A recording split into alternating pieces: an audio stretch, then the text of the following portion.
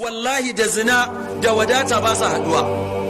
Kana mazinaci ka zama mawadaci, ko da ka ganka da wadata istidraji ne Allah yi maka. Wallahi sai ka talauce, in ji annabi Muhammad sallallahu alaihi wasallam. Ya ku bayin Allah, mu nisanci zina, mu yi aure, mu kama aure, sunna ce ta annabi Muhammad sallallahu alaihi wasallam. Mu nisanci zina, sa. A'udhu billahi minash shaitanir rajim. Bismillahir rahmanir rahim. Yan uwa masu tarin albarka, da Allah ku duba wani wa'azi da wannan malami yayi.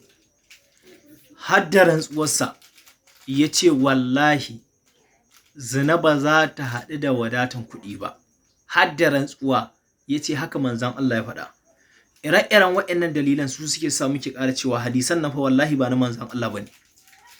Yanzu ka buɗe baki ka rantse da Allah ka ce wallahi tallahi zina ba za ta haɗu da wadata ba, ko mutum ya yi kuɗi zai talauce, kuma sai ka ga wasu sun yi kuɗin ba su talauce ba har suka mutu.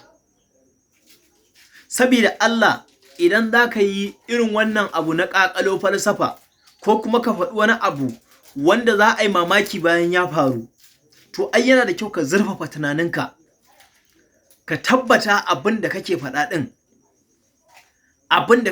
ɗin yiwuwarsa zai wahala, amma ka zo ka faɗa abin da yiwuwarsa ba wahala kuma ka rantse da Allah. Ni rantsuwar ne ita ta wani mamaki, kuma akan mumbari, kuma waɗanda yake gaya ma ɗin sun san ba haka bane, ba gaskiya bane, kuma duk sun yi shiru.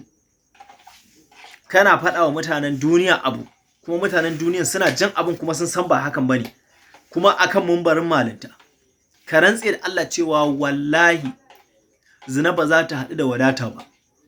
Sai kuma yanzu gashi a duniya a zahirancen zinan tana haɗuwa da wadata. Kawai in za ka yi wa'azi Allah ya hana zina, wanda ya zina ga sakamakon shi, shikenan ka huta.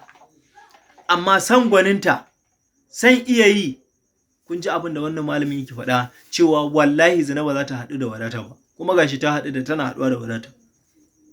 Shi yasa wajen yin bayani, wajen yin wa'azi bai buƙatan sai mutum yayi ƙarya. In kai ƙarya ko mutum ya wa'azi wallahi sai ya dawo ya gane kai dai kai ƙarya, kawai shi dai Allah ne shirye shi. Wannan ita ce nasihata.